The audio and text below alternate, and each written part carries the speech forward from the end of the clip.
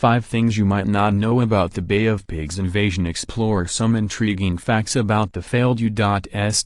orchestrated attack on Fidel Castro's Cuba.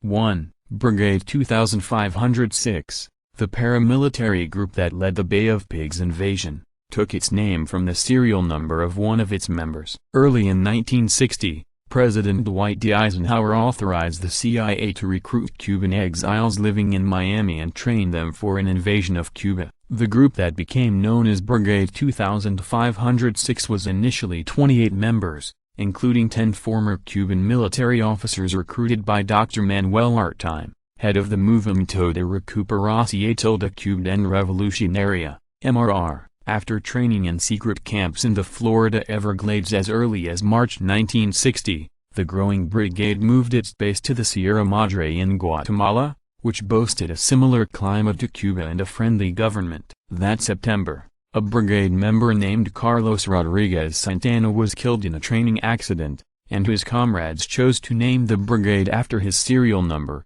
2506. Map of Cuba, showing the Bay of Pigs. Credit. Public domain. 2. Part of the invasion plan was an elaborate ruse involving a fake defection to the United States by Cuban pilots which backfired. On April 15, 1961, 8 B-29 bombers took off from Nicaragua and bombed Cuban military aircraft on the ground, hoping to wipe out Castro's air force before the planned invasion at Playa Cuban. Later that day, 2 other bombers landed in Miami and Key West, Florida, where their pilots claimed to be Cuban defectors that had participated in the air raids. This drama was supposed to ensure that the attacks appeared to be the work of Cubans only, lending credibility to the U.S. government's denial of involvement. But reporters noticed the planes' guns looked as though they had not been fired, and the planes themselves were of a type not typically used in Cuba. The political fallout from this initial bombing raid, which in fact left much of Castro's air force intact, led President John F. Kennedy to cancel a second planned airstrike that might have completed the job.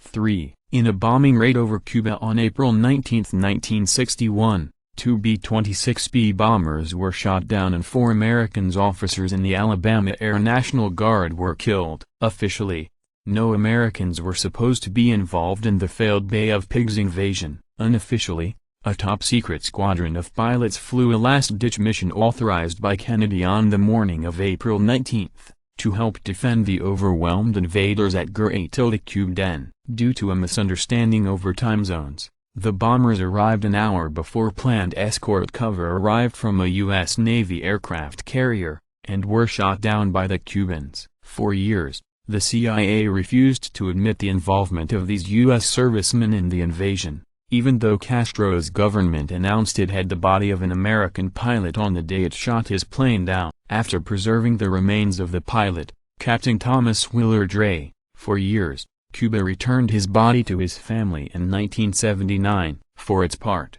the CIA waited until the 1990s and the declassification of many Bay of Pigs-related documents to admit Ray's link to the agency and award him its highest honor, the Intelligence Star. 4. After being publicly interrogated and branded as glowworms, the surviving members of Brigade 2506 were finally released in December 1962, after 20 months in captivity. During the months after the failed invasion at Playa Cuban, Cuba and the United States began negotiating for the release of hundreds of surviving brigadistas, then being held by Castro's government. In May 1961, Castro proposed exchanging the POWs for 500 large tractors. He later upped his request to $28 million in US dollars. Finally, in December 1962, Castro and the American lawyer James B. Donovan agreed to exchange the 1,113 prisoners for $53 million in food and medicine, to be raised through private donations and corporate sponsorships. At the time, Donovan was fresh off negotiating the complicated exchange of captured American pilot Francis Scary Powers and for the Soviet spy Rudolf Abel,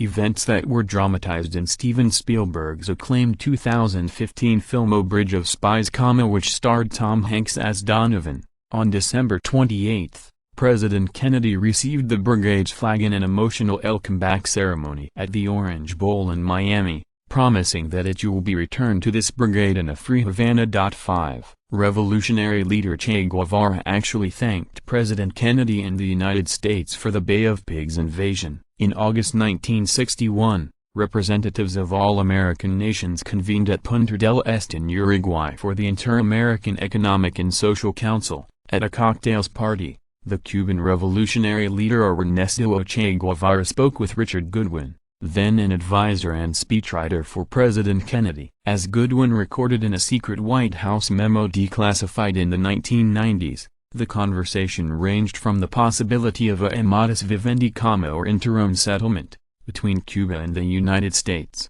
to the U.S. naval base at Guantanamo Bay and the problems facing Castro's revolutionary government. Near the end of the conversation, Goodwin wrote, Che went on to say that he wanted to thank us very much for the invasion, that it had been a great political victory for them, enabled them to consolidate and transform them from an aggrieved little country to an equal.